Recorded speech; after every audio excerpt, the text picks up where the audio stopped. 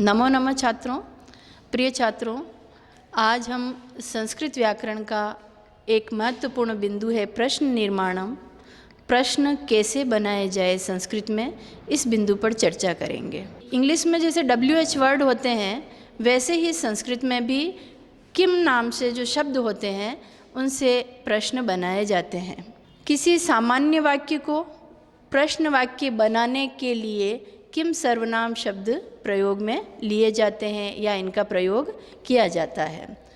हमारे समक्ष जैसे एक वाक्य है छात्रः गच्छति, एक सामान्य सा वाक्य है। इसका यदि हम हिंदी अनुवाद करें तो हम कहेंगे कि छात्र जाता है। अब इसका हम प्रश्न वाक्य बनाना चाहें कि प्रश्न कैसे बने, तो हम कहेंगे कि कौन जाता है। तो जिस शब्द के नीचे रेखांकित है, तो सबसे पहले हमें ये देखना है कि वो कौन से लिंग का है, कौन सी विभक्ति का है और कौन से वचन का है। क्योंकि हम जो किम शब्द काम में लेंगे वो रेखांकित शब्द के आधार पर ही उसका चयन किया जाएगा। तो हमने देखा कि जो छात्र शब्द है वो प्रथमा विभक्ति का है, पुल्लिंग है और एक वचन से है। अब हमने इसका हिंदी अनुवाद किया, छात्र गच्छति, छात्र जाता है। तो इसका क्या प्रश्न बनना चाहिए? कौन जाता है? छात्र के स्थान पर हम जो ये किम सर्वनाम शब्द हैं इसको काम में लेंगे। तो क्योंकि छात्र शब्द प्रथमा विभक्ति एक वचन से है, तो हम सबसे पहले किम शब्द के लिए प्रथमा विभक्ति को देखते हैं। फिर कोष्टक में दिए गए ये शब्द स्त्रीलिंग है और बाहर लिखे गए ये शब्द किम शब्द के पुल्लिंग शब्द है। तो प्रथमा विभक्ति एक वचन में आता है कह। तो छात्र के स्थान पर हम काम में लेंगे कह गच्छति और इस तरीके से हम ये क्वेश्चन मार्क लगा देंगे, प्रश्नवाचक चिन्ह लगा देंगे। तो हमारा प्रश्न बन जाएगा भाई कौन जाता है। इसी तरीके से हम अन्य वाक्य लेकर के भी इसको दोहरा सकते हैं। दूसरा वाक्य है, हमने लिखा ताऊ गच्छतः, ताऊ गच्छत। अब ये सर्वनाम शब्द है ताऊ शब्द, गच्छत तो सह ताऊ ते। तो ताऊ हमारा कौन सा है? द्विवचन है, पुल्लिंग मान लेते हैं हम इसको, और ये हमारा प्रथम पुरुष से है, सर्वनाम शब्द है इसलिए। अब हम ताऊ गच्छत यानी वे दोनों जाते हैं, प्रश्न बनेगा कौन जाते हैं, क्योंकि वे दोनों जाते हैं। इसके स्थान पर हम काऊ शब्द को काम में लेंगे, कह काऊ के। किसी एक व्यक्ति के लिए कह, दो के लिए काऊ, और बहुवचन हो, बहुत सारे व्यक्ति हो तो उसके लिए हम के काम में लेते हैं। तो आपने यहाँ पर देखा काऊ जो है वो द्विवचन के लिए काम में लिया गया है। तो हम लिखेंगे यहाँ पर काऊ गच्छत और इसके आगे हमें प्रश्नवाचक चिन्ह लगाना। प्रश्न बनाना, अगर आपको व्याकरण की सारी बातें जानकारी में हैं, जैसे शब्द रूप हुए, धातु रूप हुए, किम शब्द हुए, इन सारी बातों का अगर आपको ज्ञान है तो बहुत ही एक आसान प्रक्रिया है और आसानी से हम संस्कृत में प्रश्न बनाना सीख सकते हैं। इसके बाद में मैं आपको कुछ अन्य उदाहरण के माध्यम से भी आपको मैं समझाऊंगी। हम एक एक विभक्ति को लेकर के इसको समझने का प्रयास करेंगे। जैसे हमने प्रथमा विभक्ति को लिया, प्रथमा विभक्ति के ये सारे वाक्य हैं, राम गच्छति, बालकाः गच्छन्ति, बालिकाः पठन्ति और मित्राणि पठन्ति। तो ये जो सारे वाक्य हैं, इनमें जिन जिन शब्दों के नीचे रेखांकित शब्द दे रखे हैं उनको आधार मानते हुए हमारे को प्रश्न बनाना है। तो सबसे पहले हम देखेंगे कि जो राम शब्द है, राम शब्द पुल्लिंग का शब्द है, पुल्लिंग शब्द है और ये प्रथमा विभक्ति से लिया गया है और प्रथमा विभक्ति का एक वचन है। अब रामा गच्छति, राम जाता है, प्रश्न बनना चाहिए कौन जाता है। तो हम सबसे पहले प्रथमा विभक्ति को देखते हैं कि प्रथमा विभक्ति के पुल्लिंग में एक वचन में कह, द्वि में काऊ और बहु में के है। अब राम प्रथमा विभक्ति का एक वचन है, इसलिए हम किम शब्द से प्रथमा विभक्ति का एक वचन पुल्लिंग से लेंगे तो यहाँ पर होगा कह गच्छति, प्रश्नवाचक चिन्ह लगा देंगे। दूसरा वाक्य है बालकाः गच्छन्ति। अब यहाँ पर जो रेखांकित शब्द है बालकाः वो पुल्लिंग है, ये प्रथमा विभक्ति से है लेकिन ये बहुवचन है, इसलिए अब हम किम शब्द जो प्रथमा विभक्ति के हमने लिखे हुए हैं पुल्लिंग शब्द कह काऊ के। बाल का शब्द बहुवचन होने से इसका जब प्रश्न बनेगा तो हम यहाँ पर के बहुवचन को काम में लेंगे, तो प्रश्न बनेगा के गच्छन्ति। आप इसके आगे प्रश्नवाचक चिन्ह लगा देंगे। बालिकाः पठन्ति, बालिका के नीचे रेखांकित पद है और इसको आधार मानते हुए हमें प्रश्न का निर्माण करना है। तो सबसे पहले हम देखते हैं कि बालिका जो शब्द दिया है वो किसका है, पुल्लिंग का है, स्त्रीलिंग का है या नपुंसकलिंग का शब्द है। तो बालिका शब्द स्त्रीलिंग शब्द है, बहुवचन शब्द है। तो हमें ये देखना होगा कि बालिका शब्द स्त्रीलिंग होने से है और बहुवचन होने से हम प्रथमा विभक्ति का स्त्रीलिंग का जो किम बहुवचन शब्द है वो देखेंगे। तो ये होगा काह। बालिका पठन्ति, छात्राएं पढ़ती है, प्रश्न बनाना है कि कौन पढ़ती है, तो इसके लिए हम स्त्रीलिंग किम शब्द का बहुवचन काम में लेंगे जो कि होगा काह। यहाँ हम लिख देंगे काह पठन्ति और प्रश्नवाचक चिन्ह इसके आ जाएगा, क्योंकि ये साधारण वाक्य था, इसको हमने प्रश्न में बदला इसलिए इसके आगे हमने प्रश्नवाचक चिन्ह लगाया।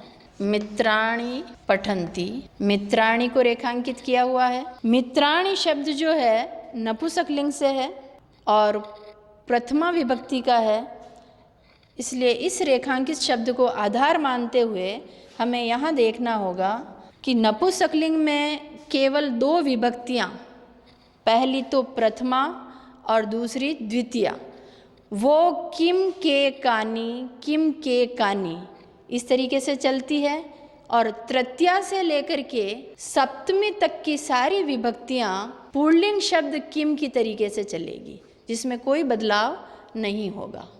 किसमें? नपुंसकलिंग में।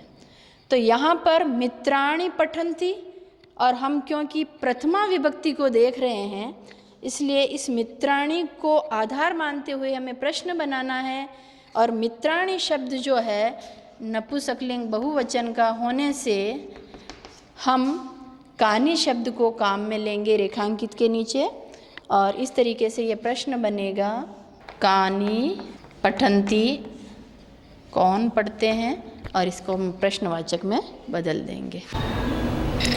प्रश्न निर्माण की अगली कड़ी में हम देखते हैं कि किम सर्वनाम द्वितीय विभक्ति के कुछ उदाहरण आपके सामने प्रस्तुत है, जिनको हम एक एक करके समझने का प्रयास करेंगे। और बच्चों, आपको प्रश्न निर्माण के लिए सर्वप्रथम किम सर्वनाम शब्द, पुल्लिंग और स्त्रीलिंग शब्दों का याद होना बहुत ज़रूरी है।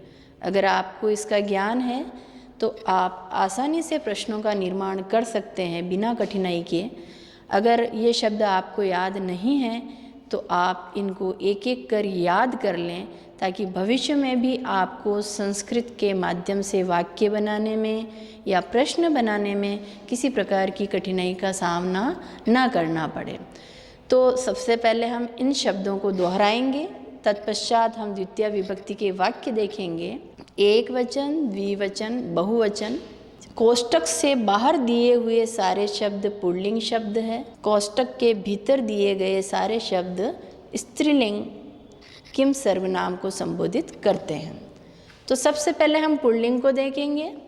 कह, काऊ, के, कम, काऊ, कान द्वितीय, केन काभ्याम, केह तृतीया, कस्मे काभ्याम केभ्यः चतुर्थी, कस्मात् काभ्याम केभ्यः पंचमी। कस्य कयो केषां षष्ठी। कस्मिन् कयो केषु सप्तमी। संबोधन किम सर्वनाम शब्दों में नहीं होता है। इसके बाद हम दोहराएंगे किम सर्वनाम शब्द स्त्रीलिंग, जो कि कोष्टक के भीतर दे रखे हैं। ये सारे स्त्रीलिंग शब्द है, आप असमंजस में ना पड़ें, इसलिए मैं इन शब्दों को भी दोहराना चाह रही हूँ। ये स्त्रीलिंग शब्द है का, के, काह प्रथमा, काम, के, कान द्वितीया, कया काभ्याम काभिः तृतीया, कस्ये काभ्याम काभ्यः चतुर्थी, कस्या काभ्याम काभ्यः पंचमी, कस्या कयो केषां षष्ठी, कस्यां कयोः कासु सप्तमी। तो ये शब्द जो मैंने दोहराए बाद में वो सारे स्त्रीलिंग शब्द थे। उसके बाद में नपुंसकलिंग किम शब्द जो आते हैं वो प्रथमा और द्वितीया में दोनों में एक तरीके से चलते हैं।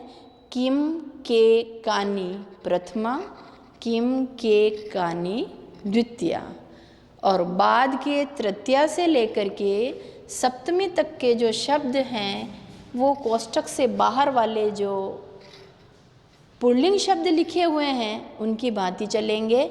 केन काभ्याम केह तृतीया, कस्मे काभ्याम केभ्यः चतुर्थी, कस्मात् काभ्याम केभ्यः पंचमी, कस्य कयो केषां षष्ठी, कस्मिन् कयो केषु सप्तमी। तो अब आप समझ गए होंगे कि किम सर्वनाम शब्द पुल्लिंग में, स्त्रीलिंग में और नपुंसकलिंग में दो विभक्तियों तक, प्रथमा और द्वितीया तक अलग होते हैं, और उसके बाद सारे शब्द किम शब्द पुल्लिंग की भांति तृतीया से सप्तमी तक चलते हैं। तो अब आपको ये अच्छे से समझ में आ गया होगा। अब हम इनका वर्गीकरण करते हुए, पहले जो हमने उदाहरण देखे थे वो प्रथमा विभक्ति से संबंधित थे, अब जो हम देख रहे हैं वो द्वितीया से संबंधित है, ताकि आपको समझने में कोई किसी प्रकार की कोई दुविधा ना हो और आप स्टेप बाय स्टेप इसको अच्छे से समझ सकें। तो पहला वाक्य दिया है अध्यापकः छात्रं पाठयति। अब हम देखते हैं कि इसमें रेखांकित शब्द कौन सा है। तो इसमें रेखांकित शब्द है छात्रम। अध्यापकः छात्रं पाठयति, अध्यापक छात्र को पढ़ाते हैं।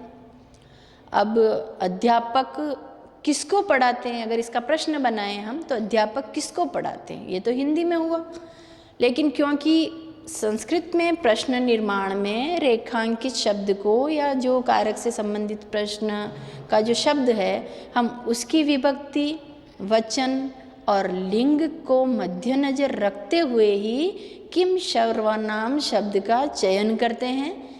तो हमारा भाषा की दृष्टि से वो प्रश्न शुद्ध व सही होता है। तो हम देखेंगे कि अध्यापक छात्रम पाठयति, रेखांकित शब्द है छात्रम। तो पहले देखेंगे कि छात्रम शब्द क्या है, पुल्लिंग शब्द है। दूसरा हमने देखा कि छात्रम शब्द है वो एक वचन है। तीसरी बात हमें देखनी है कि छात्रम शब्द की विभक्ति कौन सी है, तो ये द्वितीया विभक्ति है। तो अब हम चलते हैं द्वितीया विभक्ति में। पुल्लिंग शब्द जो बाहर दे रखे हैं, कम, कौ, कान, द्वितीया, ये पुल्लिंग की है।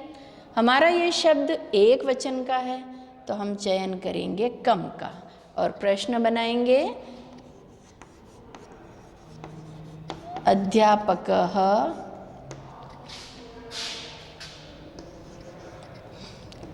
कम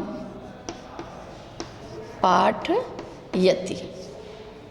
ये इस तरीके से बना के और फिर ये इसको प्रश्नवाचक चिन्ह से इंगित कर देंगे। नंबर 2 वाला वाक्य देखें हम। मोहनः रोटिकां खादति। रेखांकित शब्द रोटिकाम के नीचे रेखांकित है और ये रेखांकित शब्द है, इसको आधार मानते हुए हमें प्रश्न बनाना है। ये द्वितीय विभक्ति से है, ये शब्द स्त्रीलिंग है, फिर ये एक वचन है।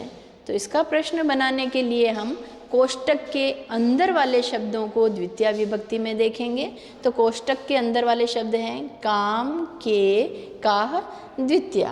अब हमें कौन से वचन का चाहिए? तो रोटी काम है एक वचन, तो हम यहाँ पर लिखेंगे एक वचन होने के कारण मोहनः, एक वचन में हमारा कम है, कम खादति, मोहनः कम खादति, कि मोहन क्या खाता है। तीसरा वाक्य है दिनेशः फलानि खादति, दिनेश फलानी खादती, तो फलानी के नीचे रेखांकित है, यहाँ पर रोटिका के नीचे भी रेखांकित है। अब हम यहाँ पर देखेंगे कि जो फलानी शब्द है वो नपुंसकलिंग का है, और अगली बात वचन की करें तो ये बहुवचन का शब्द है, विभक्ति इसमें भी द्वितीय ही है। तो नपुंसकलिंग में प्रथमा और द्वितीय के रूप एक जैसे ही चलते हैं। जैसे ये किम, के, कानी, ये द्वितीय के रूप हैं। रोटी का बहुवचन शब्द है, सॉरी फलानी जो है नपुंसकलिंग शब्द है और इसका रूप बहुवचन का है। तो हम देखेंगे कि बहुवचन नपुंसकलिंग में किम शब्द का कौन सा रूप है? तो कानी। तो हम प्रश्न बनाएंगे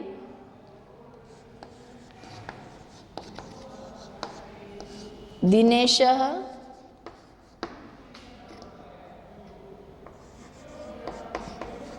कानी खादति। इस तरीके से हमारा ये प्रश्न बनेगा कि दिनेश कानी खादति। चौथा वाक्य है वानरः रोटिकाः खादति। यहाँ पर रेखांकित शब्द है रोटिका, तो हमें वही क्रम को निभाते हुए देखना होगा कि ये कौन सा लिंग है। तो ये स्त्रीलिंग है, द्वितीय विभक्ति से है ये, और ये बहुवचन का शब्द है। तो हम यहाँ पर स्त्रीलिंग का होने के कारण स्त्रीलिंग द्वितीय के ये शब्द जो हमने लिखे हैं काम, के, काह, तो यहाँ पर बहुवचन होने से प्रश्न बनेगा वानरः काह खादति। तो इस प्रकार से बच्चों हमने ये द्वितीय विभक्ति के छोटे छोटे से 4 वाक्य लेकर के हमने ये देखा कि प्रश्न का निर्माण किन शब्दों के आधार से कैसे किया जाता है। अगला हम कुछ उदाहरण और लेंगे, वो उदाहरण होंगे हमारे तृतीय विभक्ति से संबंधित।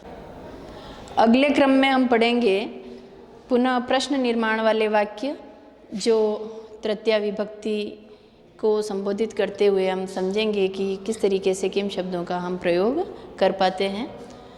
पहला वाक्य है रामः बाणेन रावणं हनति। यहाँ पर बाणेन को रेखांकित किया हुआ है। सह कलमेन लिखति, वह कलम के द्वारा लिखता है, कलमेन को रेखांकित किया हुआ है। सैनिकः गुलिकया शत्रुं हनति, यहाँ पर गुलिकया को रेखांकित किया गया है कि सैनिक गोली के द्वारा शत्रुओं को मारते हैं। ये स्त्रीलिंग शब्द है, एक वचन है। पिता पुत्रेण सह गच्छति, यहाँ पर पुत्रेण को रेखांकित किया गया है और इसी को आधार मानते हुए हमें प्रश्न बनाना है।